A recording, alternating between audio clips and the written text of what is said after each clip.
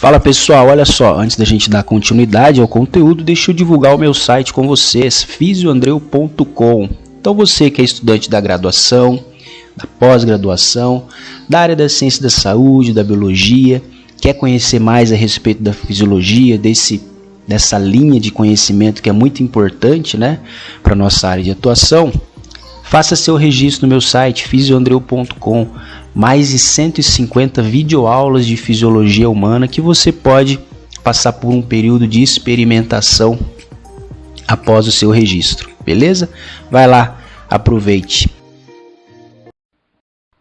Bom, dando então continuidade à aula de metabolismo de substratos energéticos, nós vamos agora estudar o modo como a oxidação dos aminoácidos é utilizada para a síntese de ATP.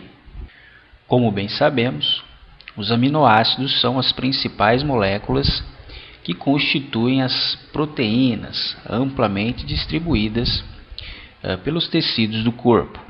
Bom, sabemos que as células do corpo possuem uma preferência para substratos derivados dos carboidratos e dos ácidos graxos. No entanto, quando a reserva desses dois substratos é extremamente deprimida, como, por exemplo, no caso de um jejum prolongado, durando dias ou até mesmo semanas, o corpo precisa então de outra fonte energética para manter as funções orgânicas.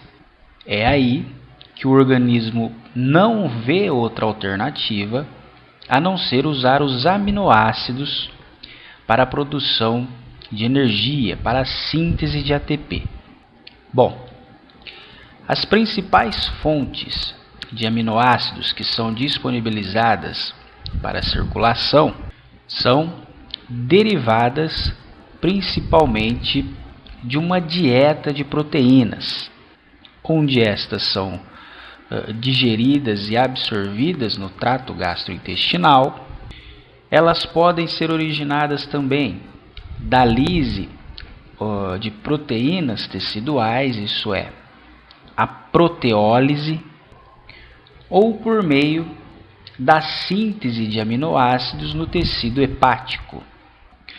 Esses aminoácidos, por sua vez, são utilizados para diversas outras funções, como por exemplo, os aminoácidos teciduais, que realizam uma função estrutural, podem ser utilizados também para a formação de proteínas plasmáticas, formação de globina da hemoglobina, formação de proteínas enzimáticas, formação de hormônios e neurotransmissores, constituem também as proteínas do leite, formação de substâncias nitrogenadas, formação de glicose no fígado pelo processo de neoglicogênese, formação de aminas biogênicas e poliaminas, formação de corpos cetônicos, produção de energia por meio da oxidação e a formação de amônia e ureia. Essas duas últimas são tóxicas para o organismo e, portanto, devem ser eliminadas. Bom, mas em quais circunstâncias que os aminoácidos sofrem degradação oxidativa? Bom, olha só, as proteínas são constantemente renovadas no nosso corpo, processo que é conhecido como renovação proteica. Estamos falando aqui da renovação de proteínas estruturais, proteínas enzimáticas, proteínas transportadoras, dentre outras.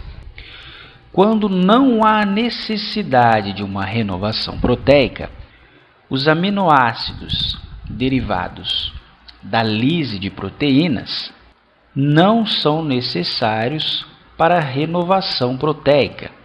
E nesse caso, Esses aminoácidos livres são então utilizados para a oxidação e o fornecimento de elétrons de alta energia para a cadeia respiratória. Uma outra condição em que os aminoácidos sofrem degradação oxidativa é devido ao excedente à necessidade orgânica, isto é, quando uma dieta rica em proteínas excedem a necessidade do organismo para a síntese de proteínas. Desse modo, esse excedente é utilizado para a degradação oxidativa, uma vez que as proteínas, diferentemente dos carboidratos e dos ácidos graxos, não podem ser armazenados pelas células. Uma outra condição de degradação oxidativa das proteínas é a condição de jejum prolongado, geralmente de dias até mesmo semanas, ou a condição de diabetes mellitus não controlado, uma condição em que os carboidratos não estão livres ou são usados de forma inadequada pelas células. Bom, é importante nós relembrarmos também qual é a constituição estrutural de um aminoácido. E como o próprio nome diz, os aminoácidos são constituídos por um grupamento amina, ou seja, um grupamento contendo nitrogênio e um grupamento contendo ácido carboxílico. Esses dois grupos são ligados a um carbono central, que também se liga a um átomo de hidrogênio, e a um radical que varia de aminoácido para aminoácido. Essa, portanto, é a estrutura básica de um aminoácido. O catabolismo dos aminoácidos envolve a liberação do grupamento amino, uma vez que o nitrogênio é uma substância inerte para o organismo humano, portanto, não pode ser utilizado como fonte de energia. Apenas o esqueleto de carbono é utilizado para esta finalidade. No entanto, o nitrogênio, ou grupamento amino liberado, não pode permanecer no organismo humano, e especialmente de forma livre, uma vez que torna-se uma molécula tóxica para o organismo, especialmente para as células neuronais. E é esse processo que nós vamos ver agora. Bom, o catabolismo dos aminoácidos, isto é, a quebra dos aminoácidos em moléculas mais simples, deve envolver, portanto, a liberação do grupamento amino. E quando uma molécula perde o grupamento amino, nós chamamos esse processo de desaminação. E essa desaminação do aminoácido é realizada por uma enzima denominada de transaminase, ou seja, uma enzima que transfere o grupamento amino para uma outra molécula. E a molécula que recebe o grupamento amino passa então por um processo denominado de aminação, ou seja, a inclusão de um grupamento amino à sua molécula, certo? Então, no catabolismo dos aminoácidos, uma molécula de aminoácido possui o seu grupamento amino transferido para uma outra molécula, no caso, uma molécula de alfa-cetoglutarato, o que é realizado por uma transaminase, sendo a molécula que perde o grupamento amina sofrendo um processo de desaminação, e a molécula que recebe o grupamento amina sofrendo um processo de aminação. Imagino que você lembre do alfa-cetoglutarato, que é aquela molécula que é oxidada lá no ciclo do ácido cítrico. E a transferência do grupamento amino para o alfa-cetoglutarato obtém como resultado a formação de uma molécula de glutamato, enquanto que o esqueleto de aminoácido liberado pela desaminação dá origem a um alfa-cetoácido, que por sua vez entrará no ciclo do ácido cítrico. Perceba que o esqueleto de carbono dos aminoácidos são fundamentais para a oxidação, bem como para o fornecimento de elétrons de alta energia, que serão então utilizados pela cadeia respiratória. E é basicamente essa a utilização dos aminoácidos para a síntese do ATP. Bom, só que agora nós temos um problema. O organismo precisa eliminar o grupamento amino que foi liberado do aminoácido. Grupamento amino esse que foi transferido para a molécula de alfa-cetoglutarato, se tornando uma molécula de glutamato.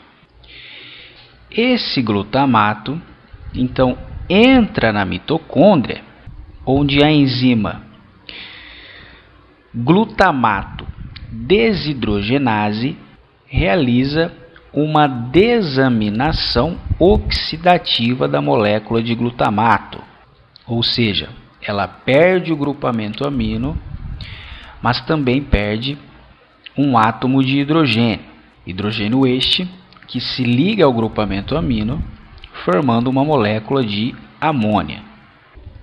Essa enzima, a glutamato desidrogenase, é uma enzima alostérica, isto é, elas mudam a sua conformação e, por consequência, a sua atividade à medida que substâncias regulatórias se ligam à sua estrutura. Sendo assim, uma alta concentração de guanosina trifosfato e trifosfato de adenosina, ATP, reduzem a atividade desta enzima, portanto, são inibidores alostéricos.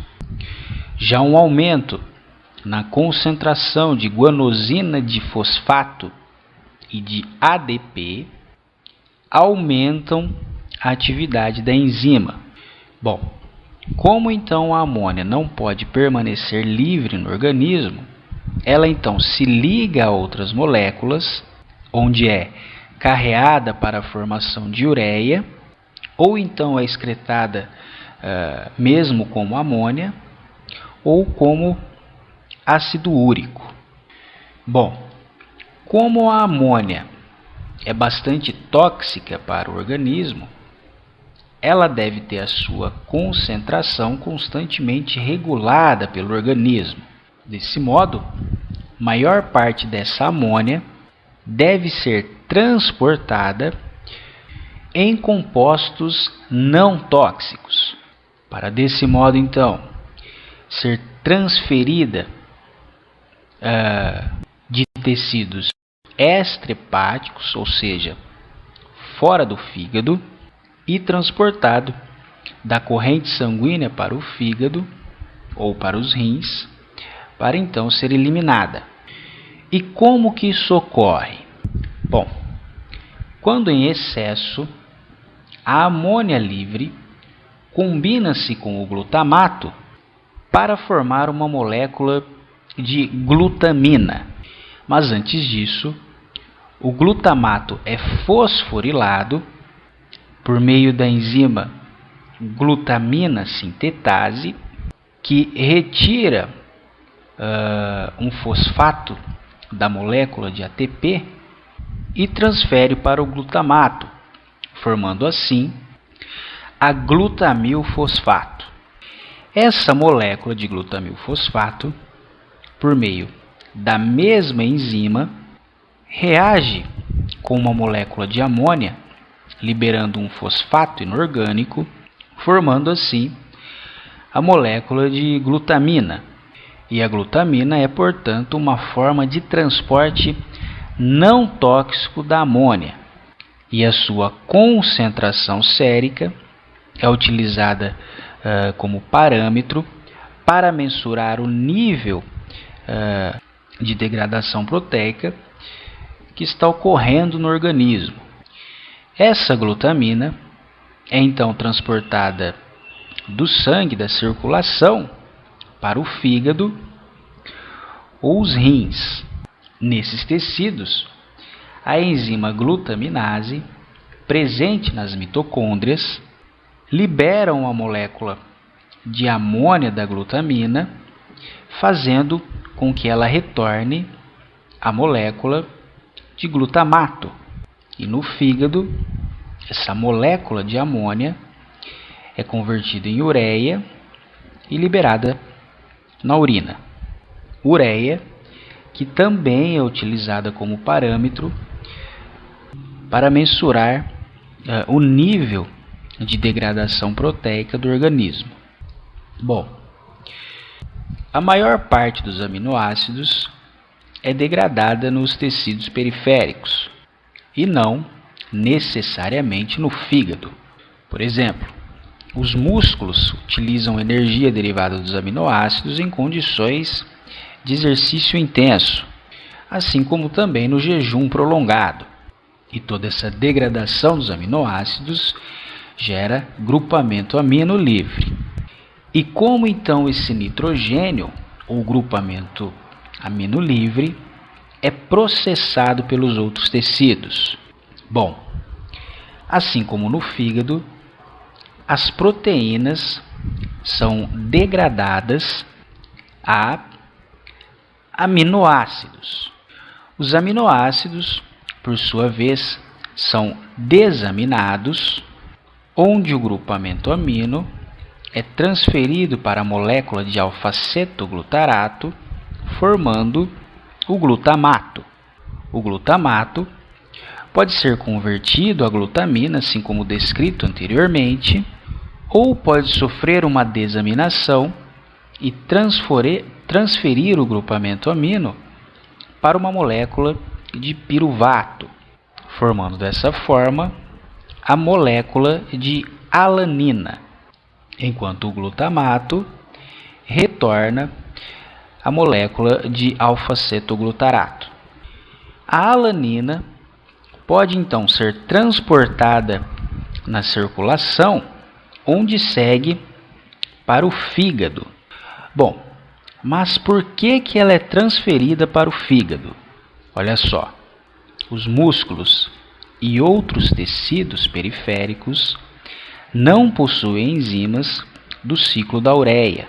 Desse modo, o nitrogênio tem que ser liberado de uma forma que ele possa ser absorvido pelo fígado e, desse modo, nesse órgão, ser transformado em ureia. Desse modo, então, a alanina no fígado sofre uma desaminação por meio da alanina aminotransferase, retornando assim a molécula de piruvato. E esse grupamento amino da alanina é transferido novamente para a molécula de alfa-cetoglutarato, que volta a se converter em glutamato. E no fígado, esse glutamato será disponibilizado para a formação de ureia. E o piruvato é utilizado por meio da gliconeogênese para formar uma nova molécula de glicose, que pode ser utilizada pelo fígado ou disponibilizada na circulação e da circulação disponibilizada para os tecidos periféricos. E todo esse processo é então conhecido como ciclo da alanina. Vamos compreender agora o modo como o fígado converte essa amônia em ureia para ser eliminado na urina, o chamado ciclo da ureia. Bom, esse processo inicia-se com a formação de uma molécula de carbamilfosfato. E nesse processo, uma molécula de bicarbonato é fosforilado, formando uma molécula de carboxilfosfato. E essa molécula reage então com o íon amônia, que libera então fosfato inorgânico da molécula de carboxilfosfato, enquanto acrescenta um íon amônio em sua molécula, o que dá origem a um ácido carbânico. Essa molécula é fosforilada novamente, formando uma molécula de carbamilfosfato. Essa molécula transfere o grupamento amino para a ornitina, dando origem a uma molécula de citrulina. E essa reação libera um fosfato inorgânico. A citrulina é transportada para o citoplasma do hepatócito, onde é condensada em aspartato, que é impulsionada pela clivagem do ATP a AMP, e pirofosfato. Dessa reação, origina-se a molécula de arginino succinato, e essa molécula é clivada pela arginino succinase, arginina e fumarato. A arginina, por sua vez, é hidrolisada, formando a ornitina e uma molécula de ureia. Temos aqui abaixo a molécula de ureia. E desse modo, essa ureia é levada aos rins e eliminada na urina. E a ornitina, por sua vez, é levada de volta às mitocôndrias, onde pode ser utilizada para começar um novo ciclo, enquanto que o fumarato pode se ligar ao ciclo do ácido cítrico, onde será hidratado e oxidado a oxaloacetato. Ok? Bom, esse conteúdo você pode revisar pelas seguintes referências.